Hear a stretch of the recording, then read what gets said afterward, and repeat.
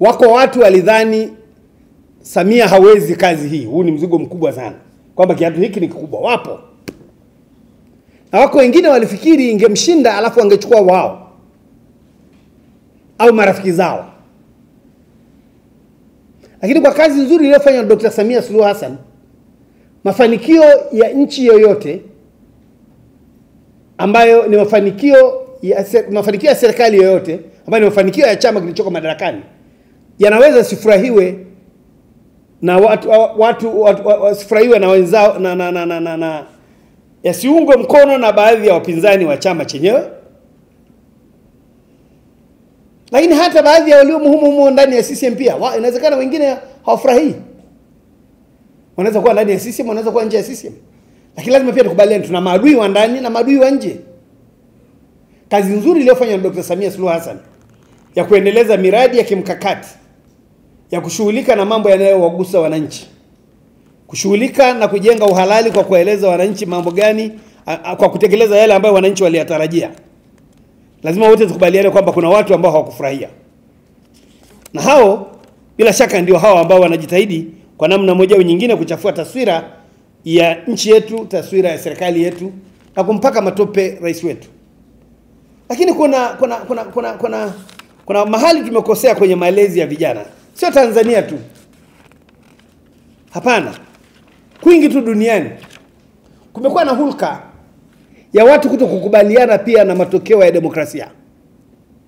Tumeshuhudia katika baadhi ya vyama hata vya Ulaya wakati wa michakato yao, nchi kubwa kubwa kabisa, ambavyo wanafanya kampeni za kutukanana, za kudhalilishana, za kejeli, za kubomoa umoja wa taifa lao. Na mataifa mengine makubwa mmeona hata wengine wamenusurika kuuawa katikati ya kampeni.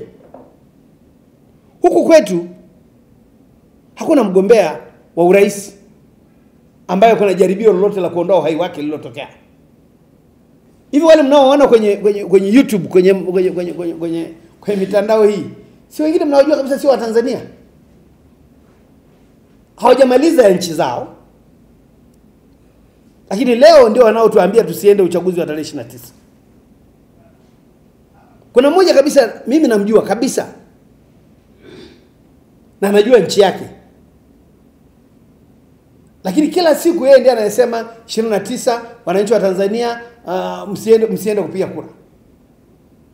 Acha hao wengine waliokwisha pangiwa bei huko nje ambao kila siku wako kwenye magari na kutengeneza pazia jikoni na kuzungumza kwenye chumba walichopangishiwa kwamba kila siku ni kumtukana rais, kuitukana nchi na kujifanya kwamba wanazo siri. Na mimi nataka niwaambieni, sijui kwa nini kiwango cha uzalendo kwenye nchi imeshuka. Watu wengine hivi sasa nimeshuhudia kabisa baadhi ya watu wanachukua nyaraka za serikali walioshindwa zabuni za serikali kwa njia halali kabisa. Wanawatumia watumishi wasio waaminifu, wasio waadilifu. Wanachukua baadhi ya nyaraka, wala sio zote, alafu wanasema angalia ufisadi, kwa kuteuliwa mshindi halali, kateuliwa huyu. Alafu baada ya kutaja hata kampuni iliyoshinda, unasema Sendeka. Sendeka ukimtafuta kwenye hiyo zabuni wala hayupo.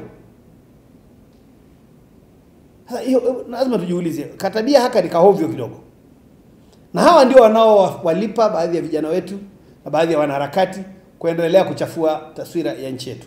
Kwa hivyo nadhani vizuri wafanyabiashara hawa wajue kwamba tuna nchi, na hii nchi lazima umoja wake, utulivu wake, usalama wake upo kwenye mikono ya kila raia wa nchi hii.